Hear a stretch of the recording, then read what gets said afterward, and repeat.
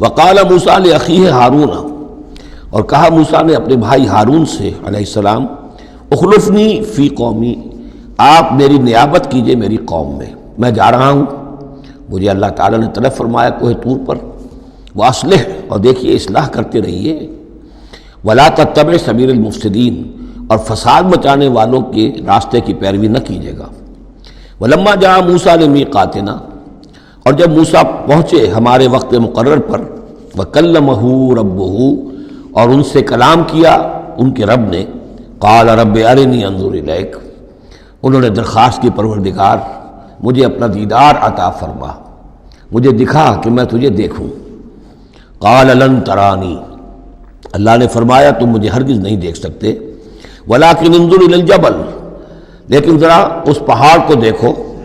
فإن استقر مکانہ، اگر وہ اپنی جگہ پر کھڑا رہ جائے، برداشت کر جائے ہماری تجلی کو، فسوف ترانی،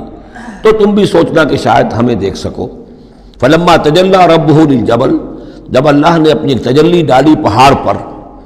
اب یہ جلی کہتے ہیں روشن چیز کو، جلی شے روشن،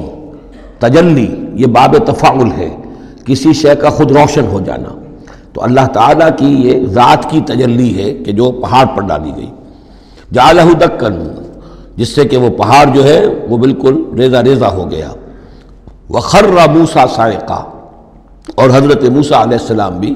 تجلی باری تعالیٰ کے اس بالواسطہ مشاہدے کے نتیجے میں بھی وہ بے ہوش ہو کر گر پڑے۔ فلما افاقہ،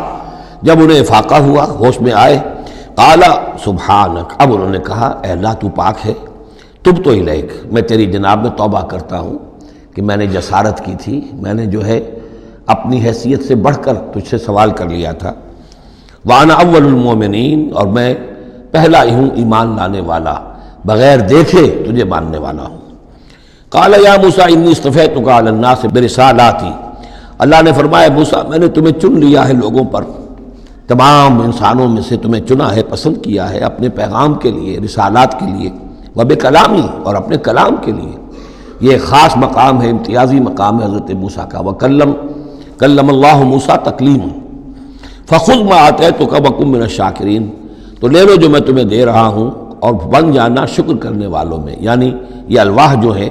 جو ہم دے رہے ہیں اس میں احکام لکھے ہوئے ہیں، یہ تم لے لو اور ان کا حق ادا کرو۔ وَكَتَبْنَا لَهُ فِي الْأَلْوَاحِ، اور ہم نے لکھ دیا اس کے لیے تختیوں پر،